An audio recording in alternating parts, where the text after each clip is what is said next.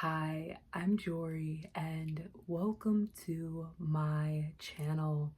In this video, I am speaking on dark divine feminine energy.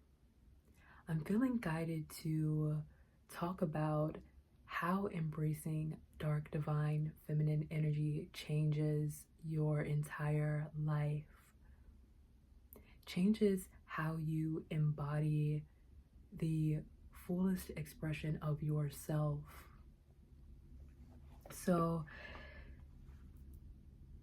this dark divine feminine archetype is often associated with some kind of evil, when really dark and evil are two different things when discussing dark divine feminine energy. And dark divine feminine energy is really about reclaiming suppressed feminine power instead of taking this passive, soft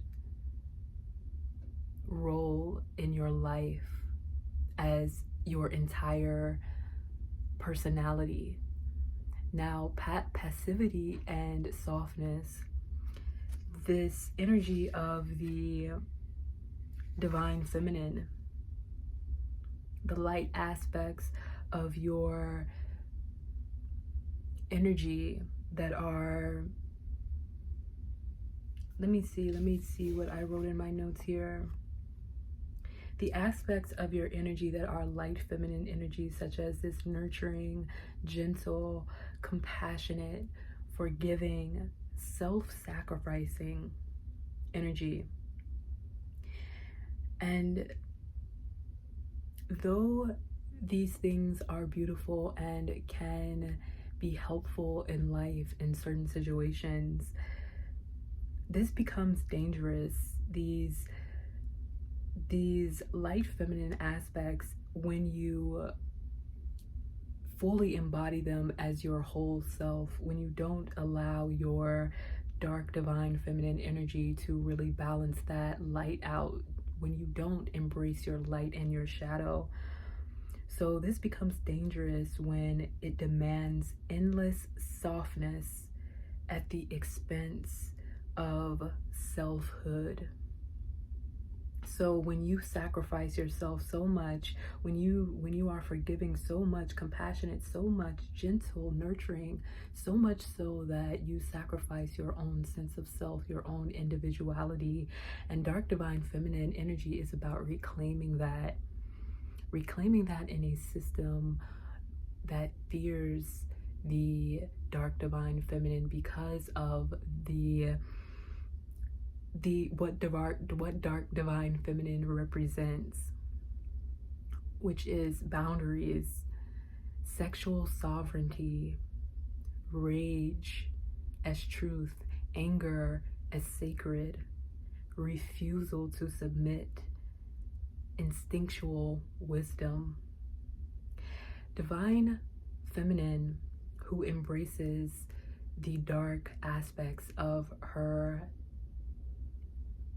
embodiment, says no without apology, says no without feeling guilt about choosing herself in a situation, choosing her own intuition, choosing not to conform and to create her own path in this way.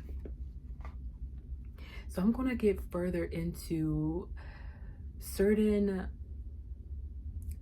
people we associate with dark divine feminine energy, certain people throughout history who represent this kind of dark divine feminine energy, this woman, this femininity that is not wholly this light divine feminine energy, but stands in their truth, stands in their authentic energy, and embodies, instead of a half of who they are and parts of who they are, embodies the entirety, integrates both the light and shadow, in their embodiment of their soul. So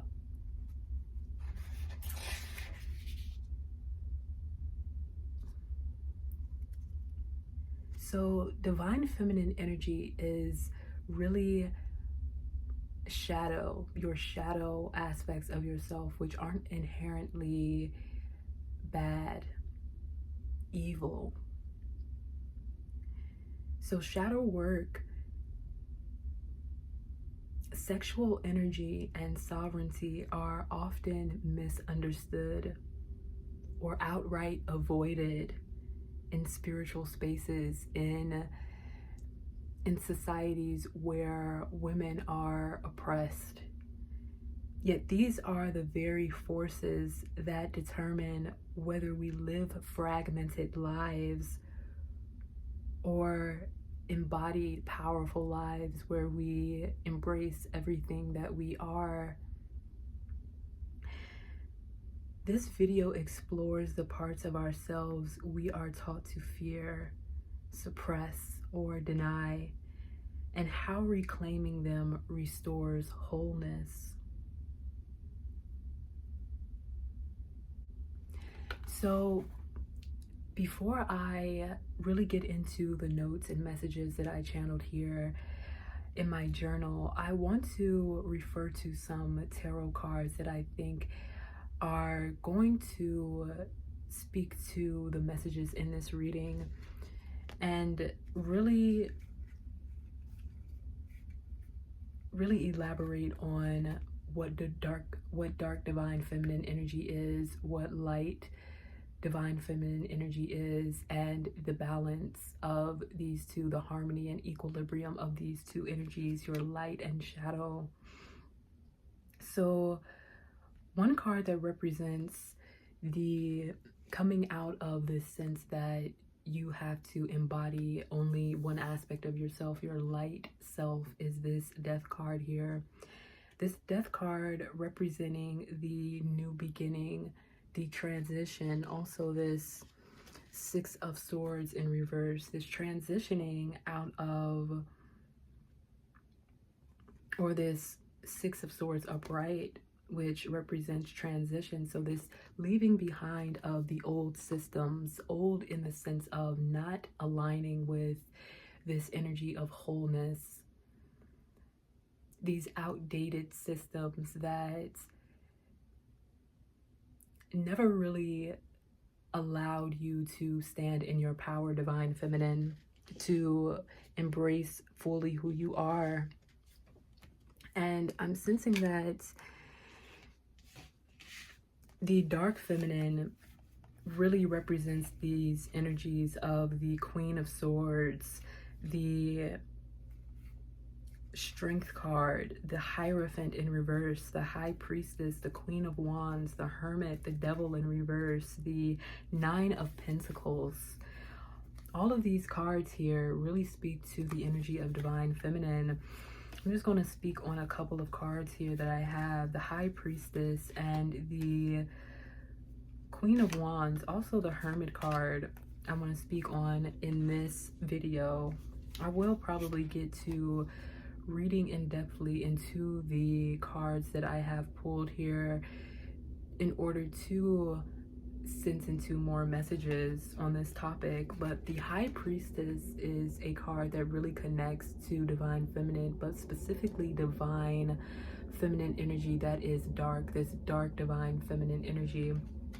Because the High Priestess is often a card that, well, it's often an energy that you embody, and as you embody this energy, you find yourself being polarized in a sense that people are not likely to find you appealing, find you attractive when you are following your own intuition instead of being blindly led by external validation, external influences. This High Priestess energy represents a divine feminine who embraces the dark feminine, who embraces the the intuition, the knowledge in and of themselves that they already have, that you already have.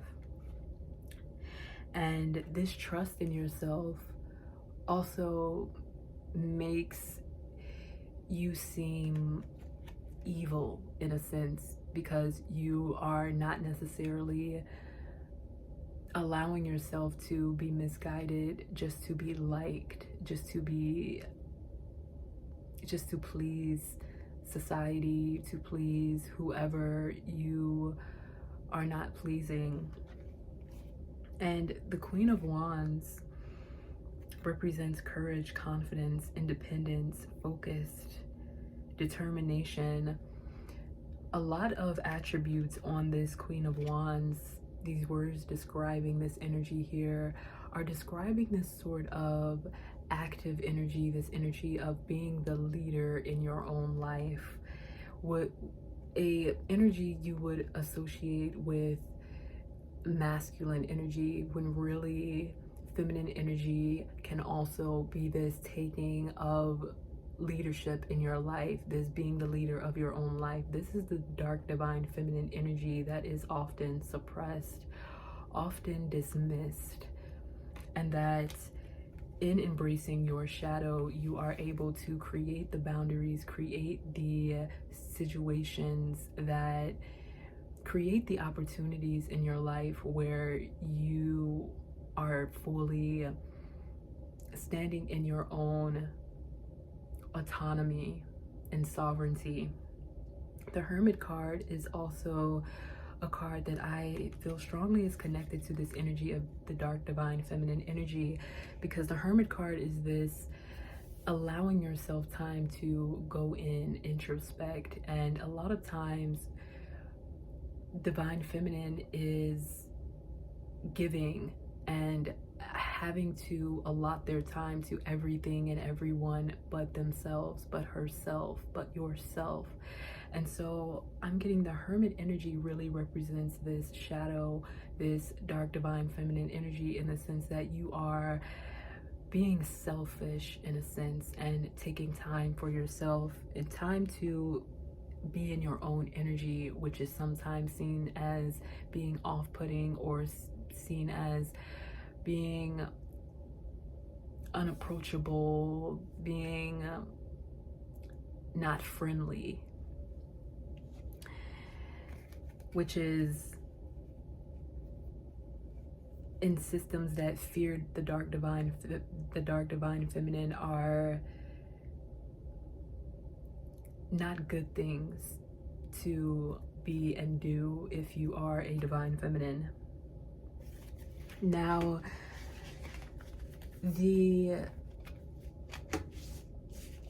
divine feminine aspect of yourself, that is this light divine feminine energy, strongly is represented in the Queen of Pentacles, in the Queen of Cups.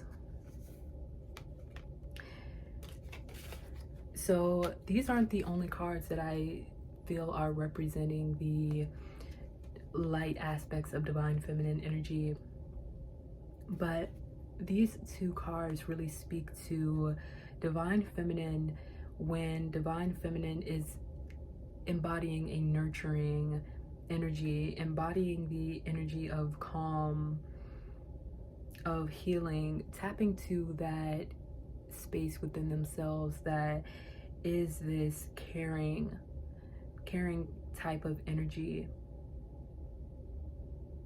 that is this comforting energy. And I'm sensing that these cards, this light divine feminine energy, is, like I said, not bad to embody, not weak either, in the sense that healing, nurturing, compassion, caring, comfort, calm are all things that balances you out into the wholeness and fullness of yourself, that allows you to connect deeply with yourself and give yourself the love and care that you need. And to embody this love energy and nurturing energy, And and the Empress alone could really represent the balance of the inner masculine and inner feminine, as representing both this active and nurturing role. This is really embodying the energy of abundance. However, I also have the Emperor here representing this balance of divine feminine and divine masculine energy, this balance of light and shadow, not necessarily divine feminine and divine masculine energy, but the balance of the dark feminine and the light feminine, in the sense that both of these cards represent divine feminine and represent the wholeness of embracing both your light and shadow. So I'm going to talk about the Empress here. And the Empress embodies both the dark divine feminine energy and the light divine feminine energy, as someone who takes action and someone who is nurturing. This abundance energy. So the Empress represents both the divine feminine in the light and shadow aspects, in the sense that the Empress is a card that represents this energy of a divine feminine who takes action in direction of their growth and evolution, and also nurtures themselves in this same direction of growth and evolution, and is embodying this energy of abundance. And this abundance is really another word for wholeness and completeness within oneself. Now, another card that really represents the inner equilibrium, the balance of light and shadow, the embracing of both aspects of your divine feminine energy,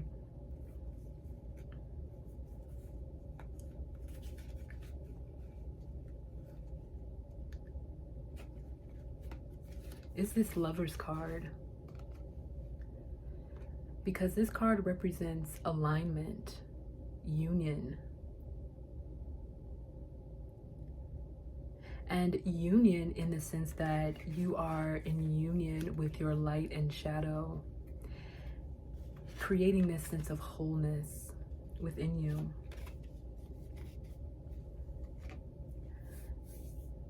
So